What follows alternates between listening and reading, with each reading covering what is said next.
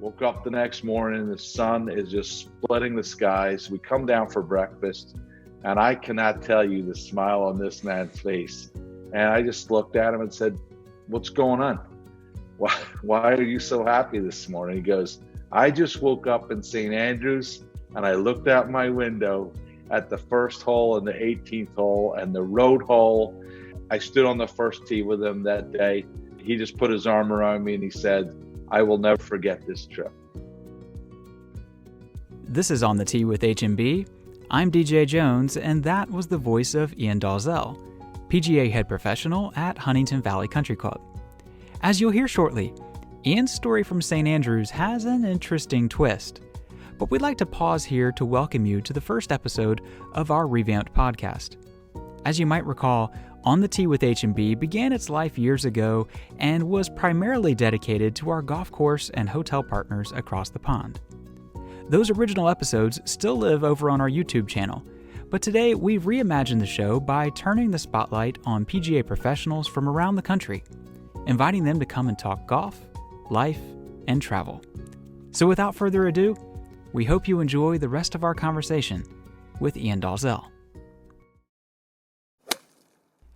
Well, Ian, thank you for helping us kick off round 2 of our podcast. Your time is valuable, to say the least, and we appreciate you investing a little of it with us here today. Sure, of course. Happy to help, Daniel, and thanks for giving me this opportunity. So before we dive in, I happened to notice on Instagram that the club posted a picture of you taking part in a little celebration in the clubhouse over the weekend. What was going on there? So one of our partners that we use in the shop had offered this kind of tap system where you can put a bourbon, a whiskey of your choice, whatever you'd like, in there, and it's a real custom piece. It's beautiful, and of course we jumped on it and put some in the shop. But it got me thinking, how we could highlight it in the middle of the golf shop. So we worked with another vendor to get us some really nice little whiskey glasses with our club logo on them, and it says "The Perfect Shot," and we have it kind of displayed in the middle of the golf shop. It's a conversation piece, and everyone that comes in this year says, "What's going on here?" And what we want to do is commemorate the hole-in-one at the club at Huntingdon Valley this year, and this is a new tradition that we're going to carry on for as long as we can. Essentially, if you are lucky enough to make a hole-in-one at Huntingdon Valley, you come into the golf shop, and as I say, you sample some Irish water with the golf pro. So your foursome comes in, takes a shot of what we have in there. Of course, it's Bushmills. We like to support the family as often as we can, and that's close to home for us. And everyone takes a shot, and then the person who made the ace gets to take that glass home with them as well. So every time they open their glass cabinet and see that little glass there, it says "The Perfect Shot," they will remember their day at Huntingdon Valley. So it's a new tradition that's born. And this weekend, we happen to have the first hole-in-one by one of our members. Just a fantastic shot on hole number 5. And the group came in, and we started a new tradition. So pretty exciting. Well, and what a great new tradition, especially to be able to tie in home by including Bushmills. You touched on this briefly, but all of us have an origin story in terms of how we discovered the game of golf. Share with us a little of yours. My family is all involved in golf. My mother, my father, and my 2 older brothers, and grew up in a small town where golf is a big thing, as it is in most small towns in Ireland. I think I started the game around 7 years of age. I retired at 8. Thought I had mastered the game apparently, or it wasn't for me. I don't know. Picked it up quickly again at 10 years of age, and I've had a club in my hands ever since. My mother and father tell stories of me. I used to ride my bike down there after school and put it on the side of the clubhouse and basically stay there until dark. They tell stories of one of our members of staff at Portstewart Golf Club right up on the north coast of Northern Ireland. And her name was Bea McGowan, and she took care of the entire clubhouse. And she would recount to my parents that I'd be out in the middle of a rainstorm on the putting green, almost dark, still rolling putts. I certainly didn't master the game. I don't know if any of us have, but I spent pretty much every waking hour at Portster Golf Club growing up. I worked on the greens crew when I was a young lad, filling divots in my spring break and also in the summer, and then eventually worked behind the bar for about 4 years, going through college. So just grew up around the game, around the club, and no better place to grow up, honestly. And how great, especially given where you are now, to not only be able to start at such a young age, but also to experience so many different aspects of the business. I'm curious, in your position, you're in the rare position, I should say, of having experienced the golf business on both sides of the Atlantic. How does the role of PGA Professional vary from, say, the clubs in the UK and Ireland versus the private clubs here in the United States? Sure. No, it's a great question, and there's a lot of differences between being a PGA professional in the UK and being one over here in the US. I was not a golf pro in the UK, but certainly spent a lot of time around the club and have friends who are golf professionals over there. You know, in so many ways, the sport in the UK is in a much simpler form. And the best way that I could describe that, Daniel, is it's really about the game over there and maybe less about the service. In the US, I feel like clubs, because it's so competitive, really have to focus on differentiators. And they do that by different types of service and what you can do in the locker room and what you can do on the driving range and the bag drop and the golf shop. And really focus on customer service, customer care. Having been in the US as a golf professional now for about almost 25 years, that has always been one of the main focuses for myself and my team. In the UK, I say the golfer is very self-sufficient. They kind of get down to the club, they pull the car out, they go in the locker room, they take care of their own shoes, they clean them off after their round. They pop their head in the door to the golf pro and say, hello, how you doing? And maybe, give a pound or 5 pounds or whatever to get in the weekly sweeps competition or in the twos competition. And they head to the tee and they tee off, as we know, pretty much walking, most times carrying your own bag. And it's just a much simpler form of golf over there. The golf professional, would probably not be asked to do as many things as they are on this side of the pond. Certainly at the larger clubs over there, a big focus on merchandising as well, with all the visitors that are coming from the US to the UK. But in short, I think the focus is very much on the game of golf itself in the UK. And the focus at many clubs here in the US is on service, providing service. It's not just a simple go get it, find that ball and hit it again and enjoy your round out there. Well, as with almost any business, PGA Professional often finds themselves moving around a bit, and you're no exception. You were at Hidden Creek before Huntingdon Valley, where you've been for over a decade now.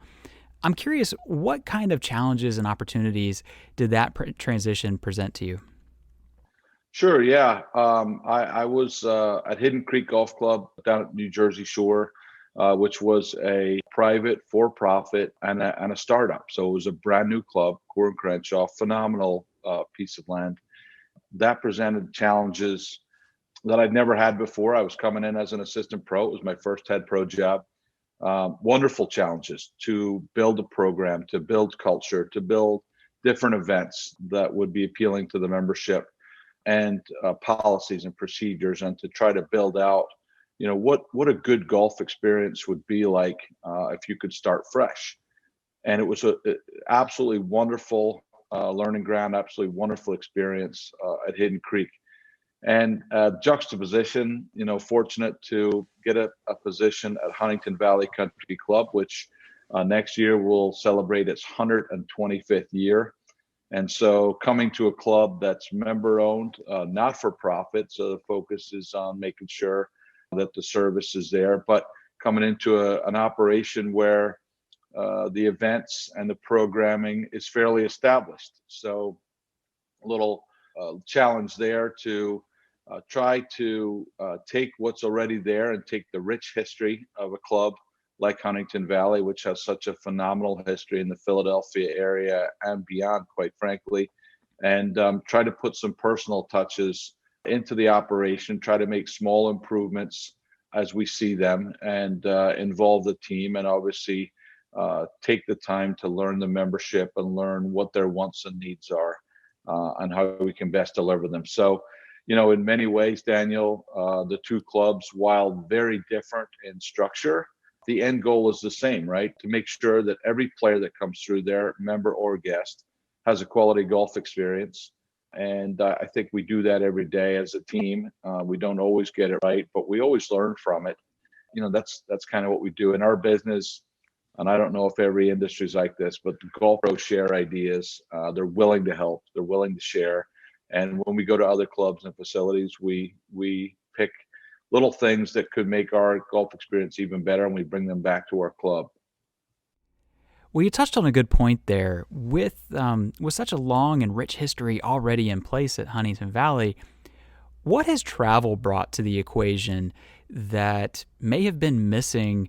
What have you brought back from across the pond that's added to the culture of this already storied club?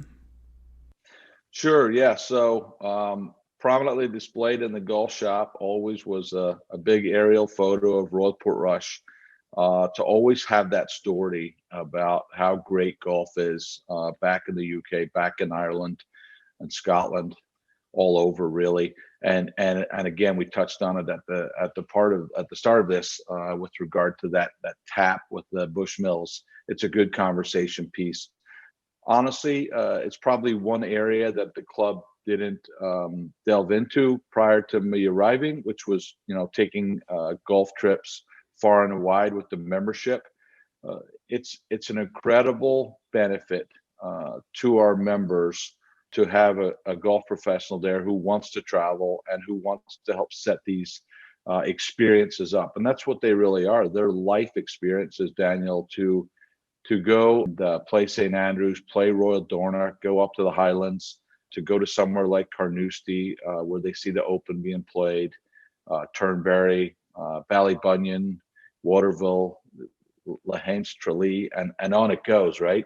You and I both know how good those facilities are and what those experiences are like. But for someone who may have ventured down to Florida a few times and played a few courses in Philadelphia and New Jersey and the surrounding Med area, they don't have that experience under their belt. So to be able to tell those stories and say, we might have something in the works for next year. Would you be interested?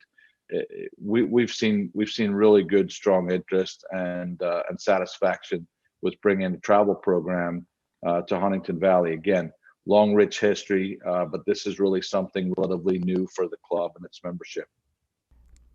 Well, you touched on a number of outstanding courses and destinations there, but you've also led a few trips to home, to Portrush and Port Stewart. And what has that experience been like for your members to essentially see the country with you as a local? Yeah, I get choked up when you say home, because it always will be home, near and dear to me, and a lot of friends and my family still there. And I just had a conversation yesterday with one of our members in the golf shop who is going to be on a trip with me in 2022 to home. I said, listen, if we get enough people and we have, too many, I'd be happy to step back and make sure the members get on the trip. I'll set everything up. We'll work with Haversham. I'll make sure everything on the ground is great. And she very quickly said, absolutely not.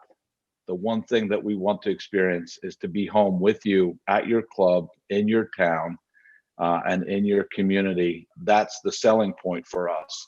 And so I can't express how proud I am when I take a group of members over there. I've been doing it with you guys for a long time. We're probably looking at 15 to 18 years in partnership, and to take a group over there and to take them to the towns where I grew up, to show them when we're heading towards a golf course. That's the school I went to show up at the club and see old faces that maybe I haven't seen for 10 or 15 years, but they're still there, still behind the bar, still welcoming our group and telling stories, which are not all factual, by the way. Over the years, the stories change a little bit, but it is incredible. I will say, Daniel, the one thing that I feel every time I go home is very fortunate. Did not realize how fortunate I was to grow up and have courses like Portstewart and Royal Portrush at my disposal. Didn't really realize how great they are. Now that I played a lot of phenomenal golf courses in the US and seen some great facilities, I realized, that I really took it for granted. And when I look at my members' faces when they are on the first tee, on the fifth green at Portrush, or come up over the crest of the hill to the tee box on number 2 at Portstewart, and say, what is this? It's incredible. And when you see them pull their phones out, kind of almost on every hole, it really warms your heart. It really does. And very lucky to call Portstewart my home. Well, just outstanding stuff. I mean, I'm getting goosebumps just hearing about it, and it's certainly not home for me. It's a long way from Florida, but you hit on something there that I wanted to expand on, and that is that the golf courses as well as anyone. You grew up there, the courses, the hotels, the key people involved. There's no reason why you couldn't plan these trips yourself. So why do you continue to turn to Haversham and Baker? That's a question I get asked all the time by golf pros in particular, because, they may call me and ask me, they're thinking of setting a trip up. Members have expressed an interest and they've not done it yet and they'd like to do it. And they always ask me when I tell them, to contact Haversham and Baker, they always say, well, why do you do that? You already know the courses, you have contacts there, you can make a few phone calls and get it done. And over the years, I've basically narrowed it down to two main things that I tell everyone who asks me, and that's team. You're much better as a team, and time management. And so what I mean by team is I understand how many people it takes to put a trip like this together. It's not a one-person job, Daniel. Working with Julie and all the things that she does, and your entire team at Haversham, I understand how many things need to be done to put this trip together. Okay, so if I'm booking one course, one round for a foursome or 8 people, yeah, I can do that myself. If I'm doing 2 rounds, it's a little more complex because I need to make sure I get the times right, and I need to make sure I get the flow of the courses correct. We'll multiply that by 6 or 7 day trip, and the back and forth that ensues, because one course is available on Wednesday but not on Thursday, but the other course, then they can take you on Wednesday as well, so now you might need to move to Tuesday with the other property, and the flow of the trip, right? So you don't want to be bouncing from coast to coast. You want to try to do a pocket of courses and then move location and do another pocket of courses. So the back and forth with accommodations and the golf courses and getting the flow right, the team that you have at Haversham takes care of all of that, right? And the second part is time management. And it goes hand in hand with our first part. As golf professionals, we are being asked to do more and more from a business aspect in the United States with our country clubs and our golf courses and golf clubs that we're part of. And rightfully so. It is a business. We're being held accountable for that. And so our time is very precious, and we should be spending it with our members and with our clubs and with our club leadership to make sure that the experience is good, to make sure the club is financially viable and healthy, and being out in front with our membership. We shouldn't be spending it, on the phone, calling overseas, trying to secure, 3 tee times and a hotel night at the same time, and the back and forth that ensues with that. So from a time management perspective, getting with Haversham and Baker is a huge resource for us. And the last analogy that I would give you on that subject is, some of the best players in the world, right, on the PGA Tour, Tiger Woods, Bryson DeChambeau, Jordan Spieth, these guys all have teams around them, right? They know the game. They have the technology. They could look at their golf swing, look at the TrackMan numbers and make changes, right? They still have a coach. They still have a sports psychologist. They still have a putting coach, right? So they surround themselves with specialists in their field, even though they're the best players in the world. So I am not a travel specialist, even though when I came out of college, my first job was actually working with a startup golf travel company. I reach out to the specialists when I want to take a trip that is going to be sizably financially for anyone, right? It's an investment that you're making, but also I want to make sure that we deliver those memories. So I'm not going to leave anything to chance. I'm going to go to a specialist in the field, and that's Haversham and Baker. Well, one thing to add to the time management thing, and because it's a timely one, no pun intended, and that is that today the tee sheets at Royal Portrush and Royal County Down opened, and so Julie Wellage was up at 3 a.m. making phone calls and getting those tee times on the books for 2022. And the PGA Professional already wears enough hats. I don't know too many that would want to add a 3 a.m. wake up to book tee times to that list. No, that's so true, Daniel. We just had an extremely busy weekend at the club. Talking with one of our members, and he said, "Isn't this great to see the club so lively, so full of life?" And it was. And we had a tremendous weekend. We had some demo days, and we had some, gap team matches in our Philadelphia area. We had a junior program going on, and we had a lot of players playing. So the last thing I would want to do personally is to wake up at 3 o'clock this morning to try to secure tee times for 2022, right? It's the furthest thing from my mind. So it's really important today to manage our time. I think all of us golf pros, every time we get on a conference call, we're like, "Hey, has anyone got any time management tips?" Because we're trying to manage our time better. We have a lot of things to do. But at the end of the day, we still want to be able to go out and teach our members, play with our members, and be out front, giving that hospitality. So it's hard to do when you've got administrative tasks in the background, like setting up your trip for 22. Well, you touched briefly on memories, and we've always said that we're in the memories business. I realize that asking you to narrow down a couple favorites is perhaps an impossible task, but any standout moments that you'd like to share from your past expeditions?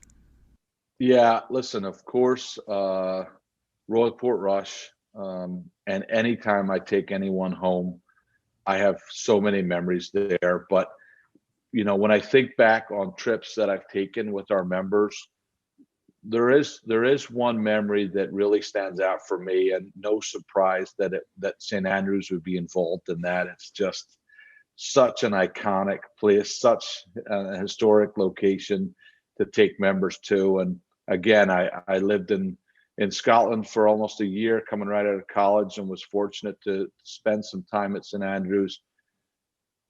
Taking people back there who've never been there before, it's incredible. Stand on that first tee, to just even arrive in the town. And so I took a group of 16 there several years ago. I'm going to say it was around 10 years ago now. And, we arrived at the Russex Hotel, and, it was, of course, fully booked. It was in the summertime, and everyone got their rooms. We came down for dinner, and of course, everyone's standing out on that white picket fence overlooking the 18th fairway.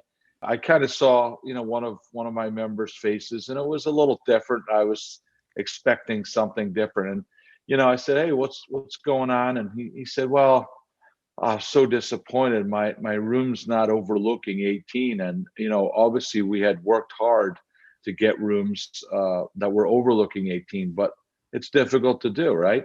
And it just so happened that my room, by just pure chance, was overlooking 18. So as we left the lobby, I told the lady behind the reception desk, if there's any way to just move all of our stuff while we're out to dinner and just tell them one became available, don't tell them whose it is. So we went out to dinner, we came back, all went to bed, woke up the next morning, the sun is just splitting the skies. We come down for breakfast, and I cannot tell you the smile on this man's face. And I just looked at him and said, what's going on? Why are you so happy this morning? He goes, I just woke up in St. Andrews, and I looked out my window at the first hole and the 18th hole and the road hole.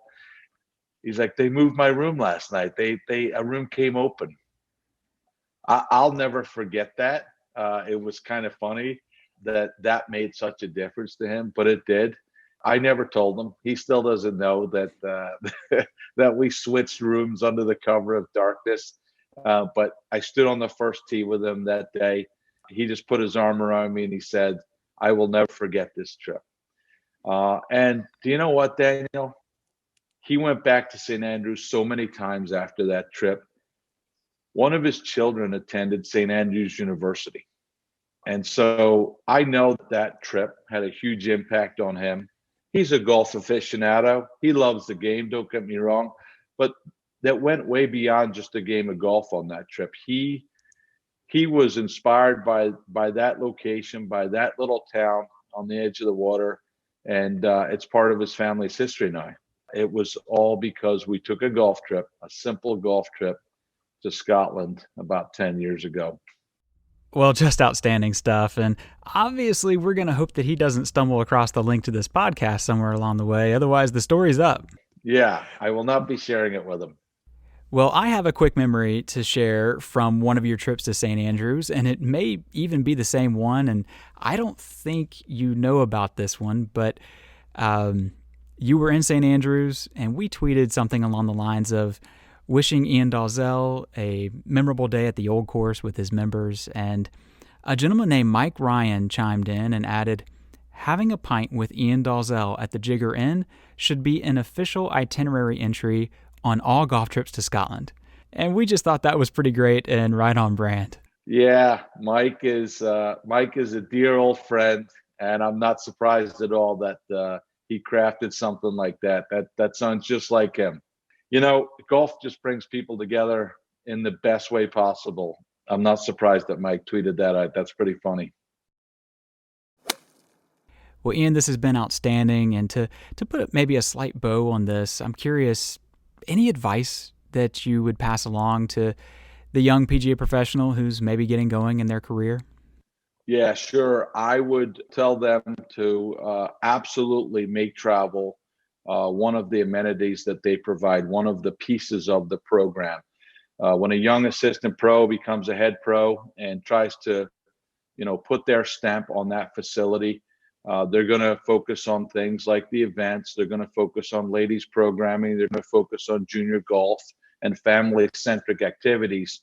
And once they get those things out of the way, I would tell them as soon as possible to go ahead and build a couple of small domestic trips with there's some great resorts in the U.S. right here. Do a couple of domestics, and that primes the pump to say, let's go have a lifetime experience in Ireland and Scotland and go play some golf. I'm always reminded, Daniel, of that phrase that says, they may not remember what you said, they may not remember what you did, but they will remember how you made them feel. That feeling, that memory lasts way longer than actual words or actions. And so when we take golf trips with our members, they remember long, long after that trip is over, 10, 20, 30 years. I still have members who I took trip with 20 years ago. And when we meet up and they're introducing me to someone, they'll be like, we went to Scotland in, 2007, and it was the best trip I've ever taken.